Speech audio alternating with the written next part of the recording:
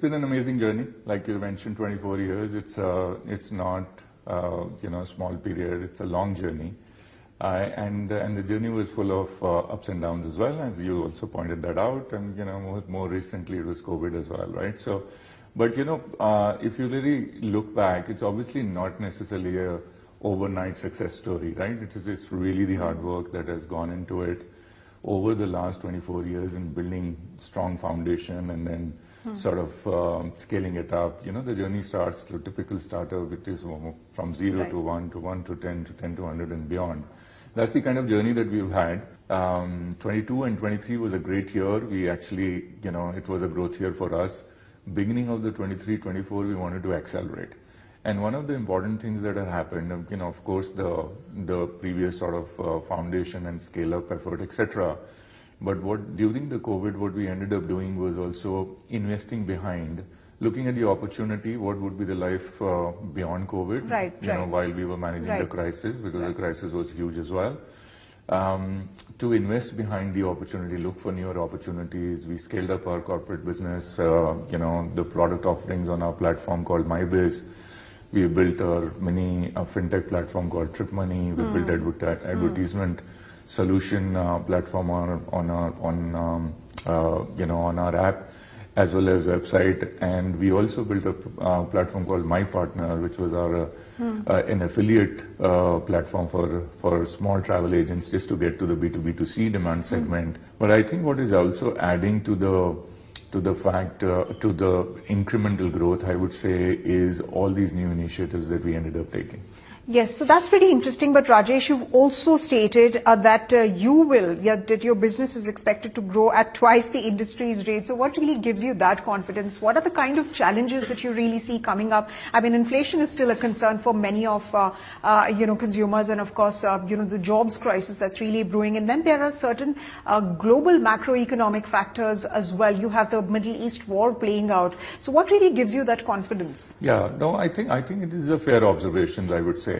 So, which could lead me to think that there could be short-term headwinds a little bit here. But if I start to look at it more from a long-term outlook for the country, there are a few very, very strong sort of macro economy drivers for India that is at play.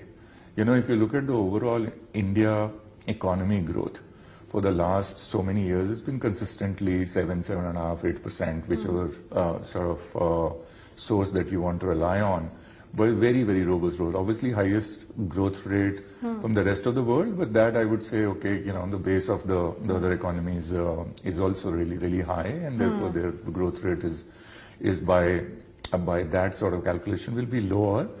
But still, we are growing at a much sort of accelerated growth rate right now. Let me also delve a bit deeper into the company's financials right now.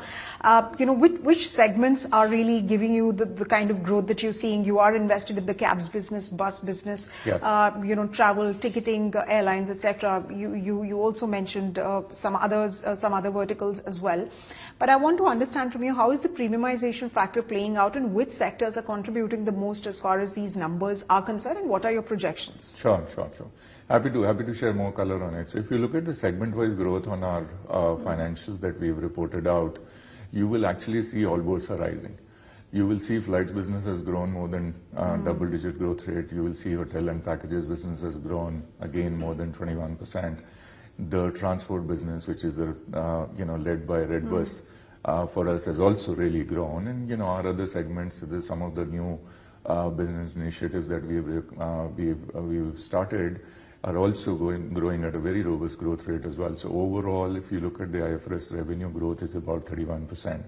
So across the board, the growth is happening. But if you go a little bit more deeper, you would find, and we've sort of called that out also as part of our earnings release, that this quarter specifically, the international segment grew higher than the domestic segment. For two reasons, and both for international flights and for international hotels was a fairly robust growth, and our contribution, the business mix contribution coming in from the international travel increased as well, both for flights as well as hotels. And I actually do expect that, given the fact that the overall international, I was talking to you about the economy growing, right? Yes. So one of the consumer behavior side of implication of that is that a lot of people are planning to take more trips and also foreign trips. Right. So, and the overall international travel as a percentage of the total travel market in India is relatively low, and there is capacity expansion happening from the Indian carriers. If you look at all the Indian airlines, you will realize that a lot of the projections or the future planes that are coming, which they have placed their orders on, a lot of them are going to get deployed into the international routes as well. So I do think that the international segment is also going to grow, while the domestic travel will continue to be robust, but maybe the growth rate will be higher. But Rajesh, let me also ask you about the super app plan that the company really has. Can you give us a status check as far as that is concerned, and how soon is that going to be coming up, and what will be the technicalities of that? Yeah, no, fair enough. No, it's actually already there, and we just keep adding more and more travel use cases, more and more ancillary use cases to our platform. So what is Super App for us? The Super App is basically, we wanted to be one-stop shop for every possible travel use case for the Indian travelers. Not necessarily only travel use case, but if there is any travel-related use case. Let's say if you're going for a foreign travel, so you need Forex. Now, Forex is a financial services business, but because it's a very compelling travel use case, or the ancillary product that any traveler would want to buy, then therefore we invested behind that as well, right? And then that is the reason we invested behind a company called BookMyForex, which is the largest online Forex selling platform in India. And you'll be expanding categories within that? We're definitely going to expand that category.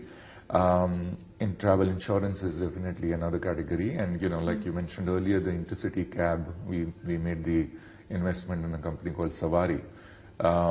Which is bringing a lot of supply into city, and it's a very fragmented place, and there you see an opportunity where you can improve the experience for the customers, as well as you can just consolidate a lot of that fragmented supply and at least provide a product which is more which offers better experience for the travelers. So, and on the back of expansion on highways and the expressways, that's a bigger opportunity as well. A lot of people are traveling by road. Yes. As we know, short weekend getaways and the vacations and the, today I read another term called minication. Yes. Whatever. And you have one coming up for the August 15 weekend. The 15th August weekend is definitely, that's in that context only I sort of read that. So, intercity cab, the homestays, as you were alluding to earlier as well, is a massive new emerging category as well. We definitely also see our corporate business that we have gotten ourselves into showing a lot of promise, and we definitely see the next level of growth coming in there as well. So, but just staying focused on the super app. So if you would go on our platform and you will see every possible travel use case that you would find. There are a couple of others that are in the pipeline, like cruises we want to bring in on our platform as well.